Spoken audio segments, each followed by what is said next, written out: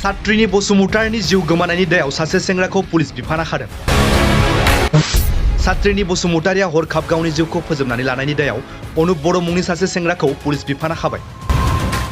गरेस्वर थानानि बेन्दोंआव थानाय नावकाटा जाब्रांफ्रा गामिनि थांनाय 2022 मायथाइनि 28 अक्ट'बर खालारखालि कटन मुलुगसोलोंसालियाव फरायनानै MA थाखोखौ उथ्रिसार जानानै गुबुन मोनसे सोलोंथाइ लाबाय थानाय समावनो हरखाबै गावनि जिउखौ गावनि थाग्रा खथायावनो जिउ फोजोबनानै लानाय सात्रिनि बसुमतारिनि जिउ गोमानायखौ सानै जोनोमगिरि बिमायाबो मैया हरखाबै रुंसारि जालांदोंमोन।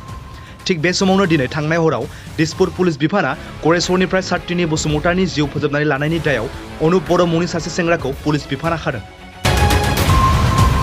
दायो सात्रिनि बसुमतारिनि दुखुथिया नखरनि खौरांगिरिनि सिगाङाव फोरमायनाय बादिब्ला सात्रिनि बसुमतारिया जिउ फोजोबनानै लानायनि उनावनो सात्रिनि बसुमतारिनि जामबुं आरो लेपटपखौ लानानै नायबिजिरगासिनो दंमोन। जानो हागौ बेनि थाखायनो बिथांखौ पुलिस बिफाना खादों होननानै फोरमायथिदों। बेनि अनगायैबो दुखुथिया नखरा बुंथिबावदों, आयेन बादियै जुदि बिथाङा दायनिगिरिब्ला साजा मोननांगौ, जुदि दायनिगिरि नङाब्ला साजा मोननाङैखौ जों लुबैयो होननानै फोरमायथिदों।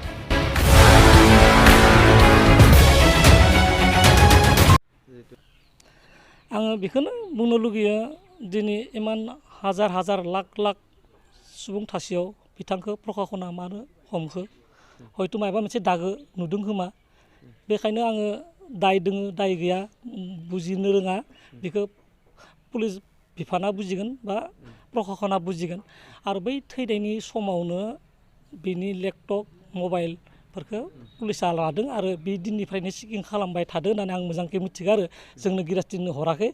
आरो बेबायदि दौलें लगायनानै थैनाय केसखौ गिरास्तिया निजे गाव हारसिंबो बोख्लायनो हाथारा आरो हराबो बेखौ गावसोरनो पुलिसा मेजिस्ट्रेट लानानै पुलिसा बोख्लायनानै पस्टमर्टेम खालामनानै डेड बडिखौसो जोंनो हरदो, बाखि इनभेस्टिगेसनखौ पुलिसा खालामबाय थादोंमोन। आरो बिथांमोना पुलिसा बुंदोंमोन मा गांसे एजार होना दोन होननानै। बेबायदिनो बिमाया एजार गांसे होना दोन्दोंमोन जे आंनि गथ'आ इमान थारिखै मा कारनाव मृत्यु जाखो, मा कारनाव थैनो हाखो, बिनि बिसारखौ खालामनानै होबा सार जों गोजोननाय मोनगोन। बेबायदि मोनसे माने एजाहार कपि होना दोन्दोंमोन आरो। दा बे भिक्तियावनो बिमा थैनायखौ भाइरेल, बिमा थैनायखौ गम मोननानै हयथ' पुलिसा लानो हागौ, बेखौ आं बुंथ'हालिया आरो।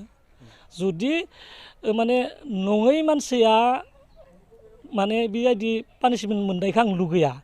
जुदि नंगौ माने अरिजिनेल क्राइमारा पानिशमेन्ट मोननायखौ आं लुगैयो।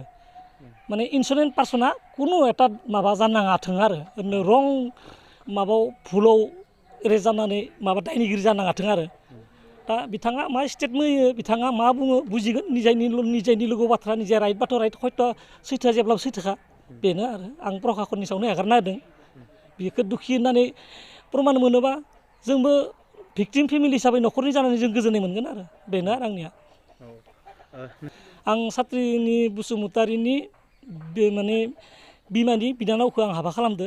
आंनि माने गोदोरफोर बायद' जायो, ओमफ्राय सात्रिनि आंनि फिसाजो बादै आरो जेनेबा बिदि। आं बिथाङा अरिजिनेल दुखिबा आं गोजोनगोन, जुदि दुखि गैयाबा आं खिन्थु बेयाव दुखु मोननाय थागोन आरो। खुलुमबाय। मैयाबावसो जाब्रांफारानि जाथाय जानाय घटनायानो जाबाय आंनि आब' मन्जु बसुमतारि आरो बिनि आगोलावनो 3 माससो सिगाङाव आंनि भागिना सुइसाइड जानानै गुवाहाटीयाव थैनाय जादों। गुवाहाटीयाव थैनाय कारना ओरैबायदि, माने कटन कलेजाव फरायोमोन। कटन कलेजाव फरायनानै बेलेग मोनसे माने शिक्षा लाबाय थानाय समावनो बिनि रुमावनो गावनो फासि लाना थैयो। फासि लानायनि कारनानो जाबाय कारनावनो जेनेबा आंनि आबौआ बिभिन्न धरन माने मेन्टेलिटि माने टेनसनाव आरो बिनि आगोलावनो आरो गमिया 2 बोसोरसो सिगाङाव थैबाय। थैनायनि माने दाहायावनो टेनसनावनो आरो बिथिं गाव हारसिं जाबाय, थाखा फैसा टेनसन आरो गथ' गथायनि टेनसन, बेबायदिनो टेनसन लानानै टेनसनखौ सैज्य खालामनो हायैनि जेनेबा गाव हथादै माने 28 थारिखै माने मेडिकेलाव भर्ति खालामदोंमोन। 27 थारिखै खालामदोंमोन। 27 थारिखै खालामनानै 28 थारिखै फुङाव रुंसारि जानायसै बायद'आ। बुंनो खोना आंनि बेखिनियानो आरो। सात्रिनि बसुमतारिनि जालांनाय जाथाय, बेनि सायाव सोरबा सासे सुबुंखौ हमनाय जादों, बेयाव मा बुङो? बिथाङा जुदि आंनि भागिनखौ बुथारनाय दायनिगिरिबा प्रखाखना जि दाय होनांगौ प्रखाखना बिखौ दाय होगोन आरो जोंबो माने गोजोननाय मोनगोन बिनि फारसे आरो आंनि भागिनाबो बि जुदि दायनिगिरि नंथारगौबा आंनि भागिनाबो आत्माया खान्थि मोनगोन आरो आंनि आबौआबो दिनै बिनि दाहायावनो थैना थांबाय नालाय बि भागिना बाया आंनि आबौआबो माने आत्माया सान्ति मोनगोन आरो